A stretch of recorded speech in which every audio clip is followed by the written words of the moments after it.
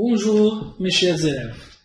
Aujourd'hui, on va continuer la deuxième partie du chapitre 13, rapport et proportionnalité, et on va continuer à expliquer les objectifs restants de cette partie. Bon, dans cette partie, on va définir une proportion. Que veut dire une proportion?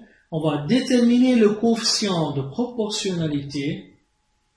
On va lire et compléter un tableau de proportionnalité. Et finalement, on va trouver la quatrième proportionnelle. Voilà, pour commencer, tout d'abord, on va définir une proportion. Que veut dire une proportion? Si on va nous rappeler un peu des fractions équivalentes. Que veut dire deux fractions équivalentes? On dit que A sur B et C sur D sont deux fractions ou bien deux rapports équivalents si A sur B est égal à C sur D. Par définition, deux rapports équivalents forment une proportion. C'est-à-dire, cette égalité entre les deux rapports est une proportion. Ça, c'est la définition. Pour mieux comprendre, on donne un exemple. À l'occasion d'un anniversaire, on a distribué 6 ballons à 10 enfants. Et on a distribué 3 ballons à 5 enfants. Qu'est-ce qu'on peut dire? Là, si vous avez bien remarqué, si on distribue 6 ballons à 10 enfants, on a le rapport 6 sur 10. Donc 6 ballons à 10 enfants. D'autre côté, on a distribué 3 ballons à 5 enfants. Donc ça, c'est 3 sur 5. C'est le rapport 3 sur 5. Si vous avez bien remarqué que 6 sur 10 est égal à 3 sur 5. Comment on peut savoir? Si on divise 6 divisé par 2, on aura 3. Évidemment, 10 divisé par 2 est égal à 5. Donc ces deux rapports, ces deux fractions sont équivalentes. Comme elles sont équivalentes, on forme une proportion. Alors, qu'est-ce qu'on peut déduire? On peut dire que le nombre de ballons au nombre d'enfants forme une proportion, c'est-à-dire deux rapports égaux ou bien équivalents. Après cette définition, on peut définir maintenant que veut dire des nombres proportionnels. Voilà, si on regarde les tableaux. On a ici la masse en kilogrammes et les prix en dollars. Dans ce tableau, on a 2, 6, 5, 15, 7,5, 22,5. Si on regarde cette première série de nombres, on a 2, 5, 7,5. La deuxième série de nombres, on a 6, 15, 22,5. Ce qui est demandé, il faut savoir comment on peut obtenir la deuxième ligne à partir de la première ligne. Directement, c'est facile de comprendre que 2, si je multiplie 2 par 3, on aura 6. Et en plus, si je multiplie 5 encore par 3, par le même nombre 3, on obtient 15. Et si je multiplie 7,5 par le même nombre 3, on aura 22,5. Donc, qu'est-ce qu'on peut dire? On peut dire que cette série de nombres, cette première série de nombres, est proportionnelle à cette série de nombres. Donc, par définition, deux séries de nombres, ça c'est la première série, et ça c'est la deuxième série, sont proportionnels lorsque les nombres d'une série, les nombres de cette série, s'obtiennent en multipliant par un même nombre, c'est-à-dire quand je multiplie cette série par le même nombre 3, j'obtiens la deuxième série. Donc je relis la définition, deux séries de nombres sont proportionnelles lorsque les nombres d'une série s'obtiennent en multipliant par un même nombre ceux de l'autre série. Ça c'est l'autre série et ça c'est la série. On obtient la deuxième ligne en multipliant la première ligne par le même nombre 3. Ce nombre constant par lequel je multiplie est appelé coefficient de proportionnalité. Il faut bien retenir que veut dire coefficient de proportionnalité. C'est le même nombre constant par le même je multiplie la première série pour obtenir la deuxième série. Voilà, on dit que 3 est le coefficient de proportionnalité. Dans ce cas, quand j'ai deux séries proportionnelles, on dit que ce tableau est appelé un tableau de proportionnalité. Donc si on demande que veut dire un tableau de proportionnalité, c'est un tableau à deux séries de nombres. Donc, quand je multiplie la première série par le même nombre, coefficient de proportionnalité, on obtient la deuxième série. Voilà, je donne un autre exemple. Dans cette série, on a 4, 6, 8. Ici, on a 20, 30 et 32. Maintenant, si je multiplie 4 par 5, j'aurai 20. Dans la deuxième, si je multiplie 6 par 5, encore j'obtiens 30. Et si je continue 8, quand je multiplie par 5, ça ne me donne pas 32. Évidemment, je dois multiplier par un autre nombre différent que 5, c'est-à-dire je multiplie par 4 pour obtenir 32. La question, est-ce que ces nombres par lesquels je multiplie la première série, est-ce qu'il est le même nombre? Est-ce qu'il est constant? Évidemment, ce n'est pas constant. Ici, on multiplie par le même nombre 5, mais là, on multiplie par un nombre différent. C'est-à-dire, ce tableau n'est pas un tableau de proportionnalité, parce que je multiplie en haut par des nombres différents pour avoir la deuxième série en bas. Donc là, je dis que c'est un tableau de proportionnalité avec un coefficient de proportionnalité, le même nombre fixe ou bien constant, qui est appelé coefficient de proportionnalité. Dans ces deux séries de nombres, on n'a pas de tableau de proportionnalité parce qu'on ne multiplie pas par le même nombre. Maintenant, comment compléter un tableau de proportionnalité? Donc, dans cette partie, je suppose déjà qu'on a un tableau de proportionnalité, c'est-à-dire on a un coefficient de proportionnalité.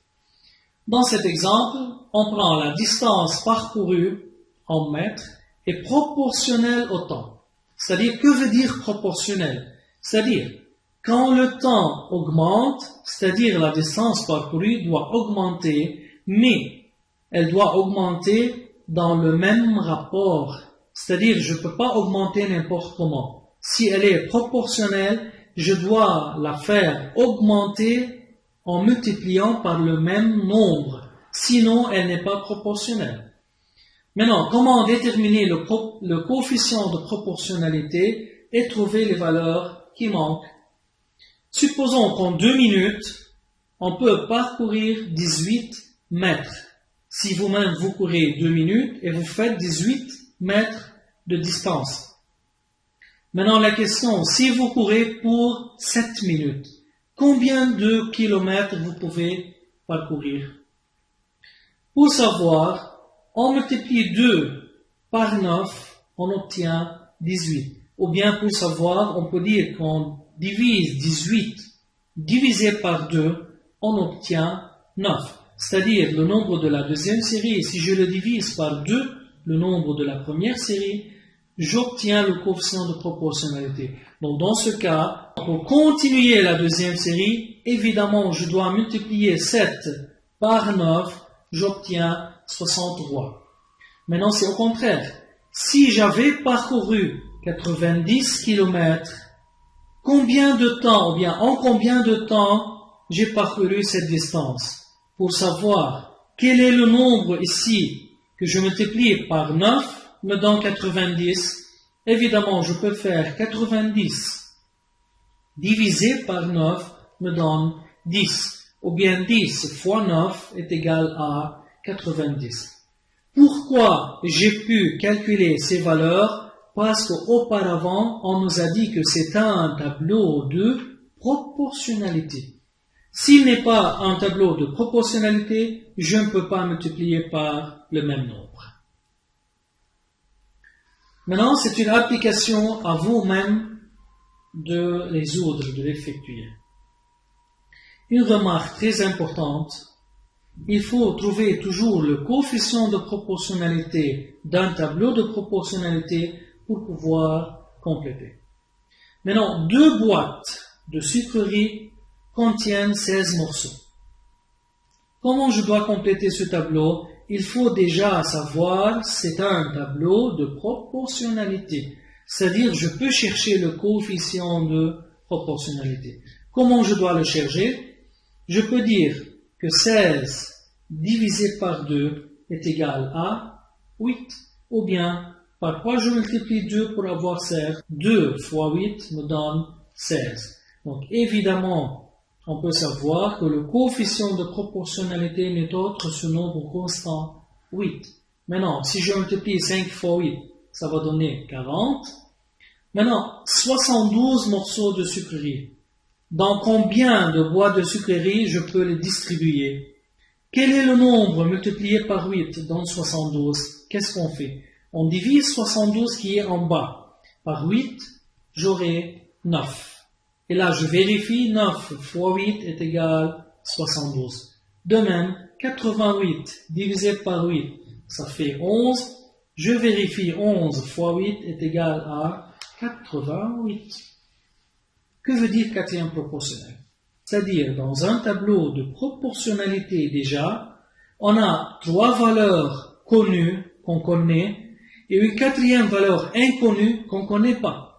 Cette quatrième valeur inconnue est appelée quatrième proportionnelle. Mais pour qu'elle soit quatrième proportionnelle, il faut d'abord que le tableau soit un tableau de proportionnalité.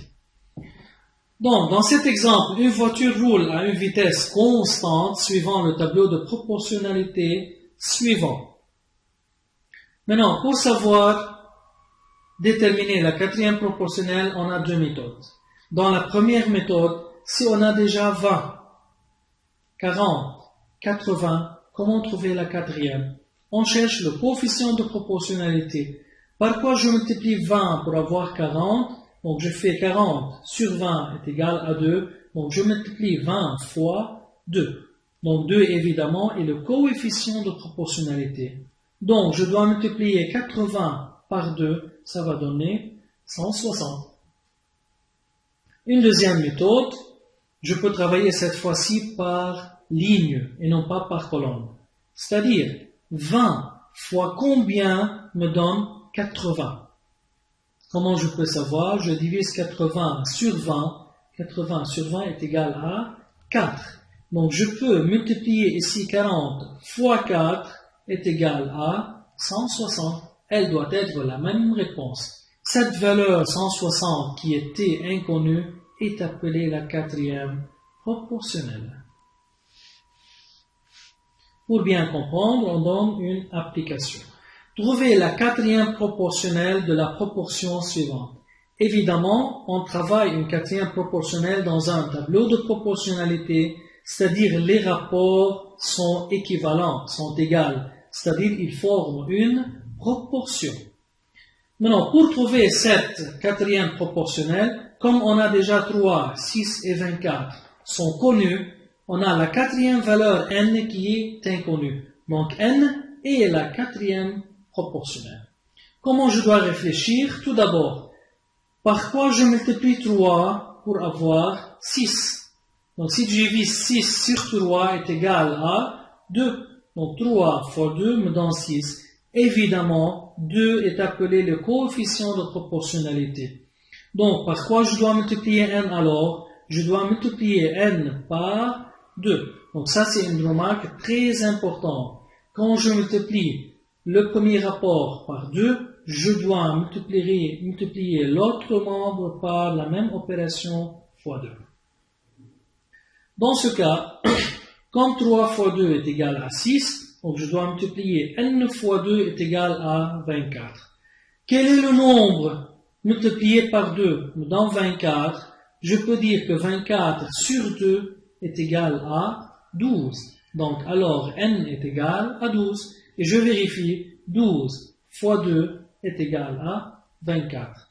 Donc je peux dire que 12 est la quatrième proportionnelle de cette proportion.